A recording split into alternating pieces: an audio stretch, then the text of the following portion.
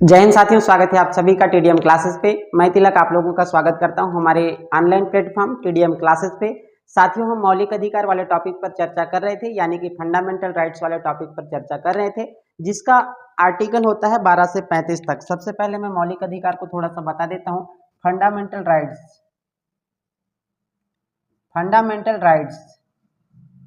Fundamental rights की अगर मैं बात करूं तो इसका उल्लेख भारतीय संविधान के भाग 3 में आर्टिकल 12 से 35 तक देखने को मिलता है। सबसे पहले मैं बताया था कि इसका उल्लेख कहां पर है, भारतीय संविधान के भाग 3 में देखने को मिलता है।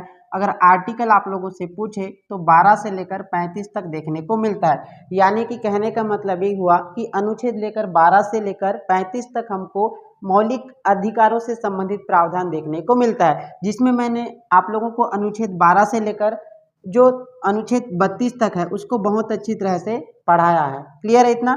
तो जब 12 से लेकर मैं 35 तक को पढ़ाऊंगा करके आप लोगों को बोला था, तो अभी आप लोगों को कौन कौन सा अनुच्छेद बचा है? 33 बचा है, 34 बचा है और 35 बचा है। लेकिन मूल रूप से अगर देखा जाए तो भारतीय संविधान में मौलिक अधिकारों का उल्लेख अनुच्छेद 14 से कहां तक देखने को मिलता है? 32 तक देखने को मिलता है। क्योंकि आप सभी जानते हैं कि अनुच्छेद 14 में क्या लिखा हुआ है? विधि के समक्ष समानता या फिर विधियों का समान संरक्षण। और आर्टिकल 32 में लिखा हुआ है संवैधानिक उपचारों का अधिकार। यानी कि मौलिक अधिकारों का जब उल्लंघन होता है तो उस कंडीशन में सुप्रीम कोर्ट और हाई कोर्ट क्या करते हैं? रीट जारी करते हैं, ताकि मौलिक अधिकारों की सुरक्षा हो सके। क्लियर है? इतना तक मैंने आप लोगों को बता दिया। अगला हमारा अनुच्छेद बचता है अनुच्छेद 33, 34 और 35। तो आज हम अनुच्छेद 33 क्या होता है, अनुच्छेद 34 क्या होता है और अनुच्छेद 35 में क्या प्रावधान लिखा गया है, उनसे संबंधित बातों पर हम चर्चा करेंगे। क्योंकि हमारा उद्देश्य ये संविधान को बेसिक से लेकर एडवांस तक, उनकी ऊंचाइयों तक पहुंचना, यानी कि संविधान के हर एक पहलू को हमको क्या करना है? पढ़ना है और सीखना है। क्लियर है? तो आज हम देखते हैं कि अनुच्छेद अगला हमारा है अनुच्छेद 33। क्लियर है? तो आप लोग नोटबुक पेन अपने साथ में रखिए और नोट करते जाइए, ताकि आप लोगों को समझ के साथ साथ एक बेहतरीन नोट्स बनता रहे, जिससे कि आप लोगों को रिवीजन के समय जो है आसानी हो सके। क्लियर है? आज हम देखेंगे आर्टिकल यानी कि अनुच्छेद कौन सा? 33। अनुच्छेद 33 में लिखा हुआ है मौलिक अधिकारों पर प्रतिबंध लगाने की संसद की शक्ति। क्या लिखा हुआ है? मौलिक अधिकारों पर प्रतिबंध लगाने की शक्ति। क्या बोल रहा हूं? मौलिक अधिकारों पर प्रतिबंध लगाने की शक्ति। अब देखिए, मौलिक अधिकार जो है क्या है? मौलिक अधिकार मतलब हमको संविधान के द्वारा जो अधिकार प्राप्त है उसे कहा जाता है मौलिक अधिकार। मैं आप लोगों को मौलिक अधिकार और मानवाधिकार में अंतर करके बताया था कि जब हमको मानव होने के नाते जो अधिकार प्राप्त होता है उसको कहा जाता है मानव अधिकार, और जो हमको संविधान के द्वारा प्राप्त होता है उस अधिकार को कहा जाता है मौलिक अधिकार। इतना क्लियर है? तो जब मैं बता रहा था तो इसमें देखो क्या बोला जा रहा है, मौलिक अधिकारों पर प्रतिबंध लगाने की शक्ति। सबसे पहले देखते हैं कि ये जो शक्ति है किसके पास है? मौलिक अधिकारों पर प्रतिबंध लगाने की शक्ति जो है संसद के पास है। लेकिन किन कंडीशन में मौलिक अधिकारों पर प्रतिबंध लगाया गया? कुछ जैसे सेना हो गया, सशस्त्र बल हो गया, इनके मौलिक अधिकारों पर प्रतिबंध लगाने की शक्ति किन के पास है? जैसे सेना हो गया, सशस्त्र बल हो गया, या फिर अर्धसैनिक बल हो गया, या फिर क्या हो गया? गुप्तचर हो गया, या फिर खुफिया एजेंसी। देखिए, अब इनके मौलिक अधिकारों पर प्रतिबंध क्यों लगाया जाएगा? सबसे पहले इसको समझना है। क्योंकि देखो, मौलिक अधिकारों के तहत हमको क्या है? वाक एवं अभिव्यक्ति की स्वतंत्रता आर्टिकल 19 में देखने को मिलता है। यानी कि हम अपने अभिव्यक्ति या फिर विचारों को बोल सकते हैं, मतलब बोलने की स्वतंत्रता है, मतलब हम खुलकर बोल सकते हैं। क्लियर है? लेकिन देखो, यहाँ पर सेना या फिर सशस्त्र बल या फिर अर्धसैनिक बल को क्या है, इन पर क्या किया जाता है? मतलब इन पर क्या है? इनकी मौलिक अधिकारों पर क्या किया जाता है? प्रतिबंध लगाया जाता है। क्यों लगाया जाता है? यदि कोई गुप्तचर है, गुप्तचरी करेगा। क्लियर है? लेकिन यदि वह बोलने की आजादी के तहत यदि गुप्तचरी क्या कर देगा? पूरी बात को सामने खोल देगा, तो फिर वो गुप्तचर किस प्रकार का रहेगा? यदि कोई खुफिया एजेंसी है, वो भी क्या करेगी? अगर किसी चीज को, खुफिया चीज को, जिसको लोगों के सामने उसको जाहिर नहीं करना है, लोगों के सामने उस मामला को नहीं बताना है, वैसे मामला को यदि ये बता देंगे तो क्या हो जाएगा? दिक्कत हो जाएगा। इसीलिए इनकी जो मौलिक अधिकारों पर प्रतिबंध लगाने की शक्ति जो है आर्टिकल 33 के तहत किसके पास है, संसद के पास है। क्लियर है इतना। अगला आर्टिकल देखते हैं। अगला आर्टिकल है हमारा article number 34। Article number 34, article number 34, article number 34 क्या बोलता है, इसको पहले समझते हैं कि आर्टिकल 34 क्या बोलता है। आर्टिकल 34 में लिखा हुआ है मार्शल लॉ, मार्शल लॉ से संबंधित प्रावधान हमको आर्टिकल 34 में देखने को मिलता है। कौन सा, मार्शल लॉ। अब देखिए मार्शल लॉ से तात्पर्य है क्या है, अर्थ है इसका सैन्य शासन। क्या बोला मैंने, सैन्य शासन, सैन्य शासन या फिर किसका शासन, सेना का शासन, सेना का शासन। अर्थात जहां पर सेना का शासन होगा उसे कहा जाएगा मार्शल लॉ।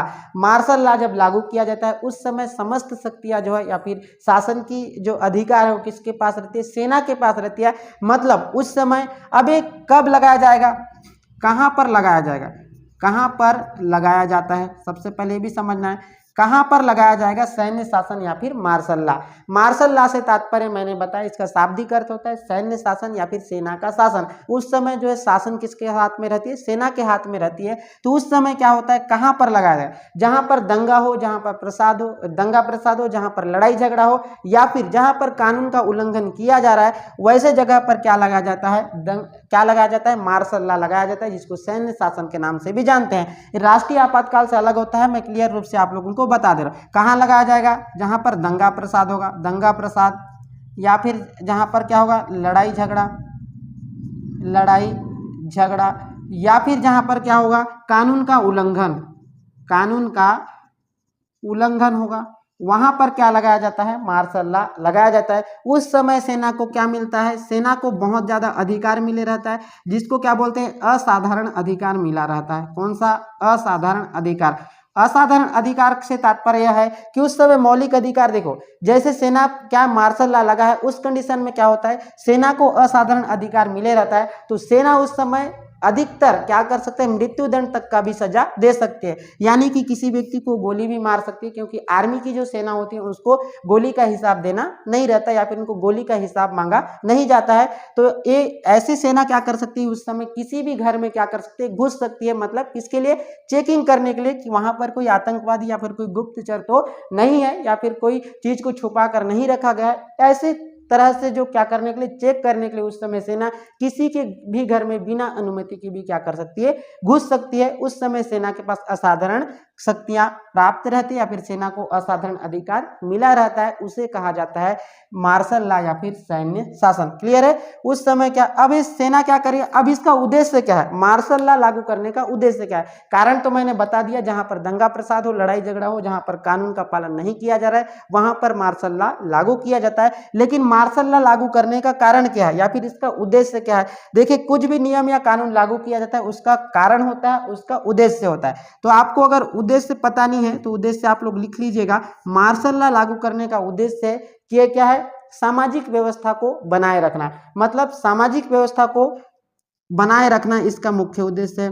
मतलब लड़ाई झगड़ा ना हो, सामाजिक व्यवस्था को बनाकर रखना, सामाजिक व्यवस्था को बनाकर रखना इसका क्या है, मुख्य उद्देश्य होता है। ये होता है आप लोगों का मार्शल लॉ। उम्मीद करता हूं कि मार्शल लॉ से संबंधित सारी जानकारियां आप लोगों को मिल गई होगी और अच्छी तरह से समझ में भी आ गया होगा। क्लियर है। 2-3 बार इस वीडियो को देखेंगे तो आप लोगों को मार्शल लॉ से संबंधित सारी जानकारी आप लोगों को बहुत अच्छी तरह से याद हो जाएगी। अगला हमारा आर्टिकल है और मौलिक अधिकारों का लास्ट और अंतिम आर्टिकल है, वो है अनुच्छेद 35। अनुच्छेद कौन सा, 35, आर्टिकल 35।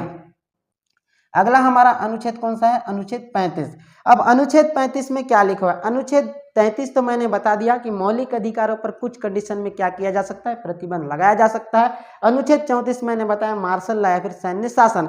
अब देखो 35 में क्या लिखा है, 35 में लिखा हुआ है मौलिक अधिकारों को प्रभावी बनाने की शक्ति। क्या लिखा हुआ है, मौलिक अधिकारों को प्रभावी बनाने की शक्ति, प्रभावी बनाने की शक्ति। देखिए मौलिक अधिकारों को प्रभावी बनाने की शक्ति से क्या तात्पर्य है, सबसे पहले उसको समझते हैं। मौलिक अधिकार तो आप सभी जानते हैं कि संविधान के द्वारा जो नागरिकों को अधिकार प्राप्त होते हैं उसको कहा जाता है मौलिक अधिकार। क्लियर है इतना। तो उसके बाद इसमें लिखा हुआ है कि मौलिक अधिकारों को प्रभावी बनाने की शक्ति। सबसे पहले ये समझते हैं कि शक्ति किसके पास है, संसद के पास है, विधानमंडल के पास नहीं है। क्लियर रूप से आप लोगों को ज्ञात होना चाहिए। आप लोग ध्यान रखेंगे कि मौलिक अधिकारों को प्रभावी बनाने की शक्ति विधानमंडल के पास नहीं है, बल्कि किसके पास है, संसद के पास है। ऑप्शन में आपको विधानमंडल भी देखने को मिलेगा, क्योंकि एग्जामिनर आपको कंफ्यूजन करने के लिए क्या करेगा, संसद भी देगा, विधानमंडल भी देखा, विधान परिषद भी देखा, लोकसभा राज्यसभा भी दे सकता है। तो आप लोगों को ध्यान रखना है कि मौलिक अधिकारों को प्रभावी बनाने की शक्ति सिर्फ और सिर्फ किसके पास है, पार्लियामेंट यानी कि संसद के पास है। क्लियर है। अब मौलिक अधिकारों को प्रभावी बनाने की शक्ति किन कंडीशनों में या फिर किन किन के मौलिक अधिकारों पर प्रभावी बनाने की शक्ति संसद के पास है। जैसे आप सभी जानते हैं कि आर्टिकल 17 यानी कि अनुच्छेद 17 किसकी बात करता है, अस्पृश्यता यानी कि छुआछूत की बात करता है। यानी कि छुआछूत करना क्या है, अगर हमारे साथ कोई व्यक्ति छुआछूत करता है तो हमारे मौलिक अधिकारों क्या होता है, उल्लंघन होता है, और उससे संबंधित अपील हम कहां कर सकते हैं, सुप्रीम कोर्ट या फिर हाई कोर्ट में भी कर सकते हैं, क्योंकि छुआछूत के अधिकार को क्या करता है, प्रतिबंध करता है अनुच्छेद 17 के तहत। और आप सभी जानते हैं कि अनुच्छेद कौन सा, 23 यानी कि आर्टिकल 23 में लिखा हुआ है मानव दुर्व्यापार एवं बालाश्रम प्रतिबंधित है। उससे संबंधित जैसे मानव दुर्व्यापार किया जाएगा, दुर्व्यापार का मतलब मैं बताया था, जैसे स्त्री हो गया या फिर पुरुष हो गया या फिर बच्चे हो गए, उसको पशु पक्षियों की तरह यदि खरीदा बेचा जाता है तो उसको कहा जाता है मानव दुर्व्यापार। और बालाश्रम का मतलब होता है, मतलब बलपूर्वक किसी को कार्य कराते हैं, उसके बदले हम पैसा नहीं देते हैं, तो उसको कहा जाता है बालाश्रम। क्लियर है। बालाश्रम और बाल श्रम में अंतर है, मैं पहले ही आप लोगों को क्लियर कर दिया था। बालाश्रम का मतलब होता है बलपूर्वक यदि हम किसी को उसको पैसा न दे के काम कराते हैं तो उसको कहा जाता है बालाश्रम। और मानव दुर्व्यापार का मतलब होता है, मतलब स्त्री पुरुषों को कोई सामान या फिर वस्तुओं के समान यदि खरीदा बेचा जाता है तो उसको कहा जाता है बालाश्रम। क्लियर है। तो मौलिक अधिकार वैसे संबंधित जो नियम कानून है उसको प्रभावी बनाने के लिए, जैसे 25,000 किसी के दंड का प्रावधान है तो उसको क्या कर सकती है, 50,000 कर सकती है। मतलब उसको प्रभावी बनाने के लिए संसद क्या कर सकती है, कानून बना सकती है। उसी प्रकार छुआछूत करेगा, कोई सार्वजनिक स्थानों पर किसी को पानी पीने से मना कर दिए या फिर सार्वजनिक जो स्थान होते हैं वहां पर रहने के लिए उसको मना कर रहे हैं, तो उस कंडीशन में क्या हो सकता है, उसकी जो कानून या नियम है उसको क्या करने के लिए, प्रभावी बनाने के लिए, जो प्रभावी बनाने की शक्ति संसद को कौन प्रदान करता है, आर्टिकल 35। ये तो था आपका आर्टिकल 35। उम्मीद करता हूं कि आज की वीडियो से मैंने जो भी चीजें बताई, मतलब आर्टिकल 33, 34 और 35 से संबंधित सारी जानकारी आपको मिल गई होगी। अगला जो हमारा टॉपिक होगा जिसमें मैं आप लोगों को मौलिक अधिकारों से संबंधित जितने भी प्रश्न होंगे उसको मैं 2 पार्ट में लेकर आऊंगा, क्योंकि हमारा उद्देश्य ये, हमने तो मौलिक अधिकार वाले टॉपिक को पढ़ लिया है, लेकिन हमको कितना समझ में आया है उसका आकलन, असेसमेंट ऑफ लर्निंग जिसको कहा जाता है, यानी कि अधिगम का आकलन, हमने जो सीखा है वो कहां तक सीखा है, उससे संबंधित कौन कौन से प्रश्न हमसे बन रहे हैं या फिर कौन सा कॉन्सेप्ट क्लियर है या नहीं है, वो हमको प्रश्नोत्तरी श्रृंखला करेंगे तो उसमें हमको समझ में आ जाएगा। तो आगे मैं प्रश्नोत्तरी श्रृंखला लेके आऊंगा। आप लोग मौलिक अधिकार से संबंधित जितनी भी जानकारी मैं बताया हूं उसको पढ़ के आइएगा, जिसका टेस्ट होगा अगले, मतलब कल होगा टेस्ट, 2 पार्ट में लेकर आऊंगा, कल और परसों 10-10 प्रश्न लेकर आऊंगा। तो आप लोग मौलिक अधिकारों से संबंधित जो प्रश्न आएगा उसको टेस्ट देने से न चूके। तो आज की वीडियो में इतना ही, मिलते हैं अगली क्लास में। Thank you.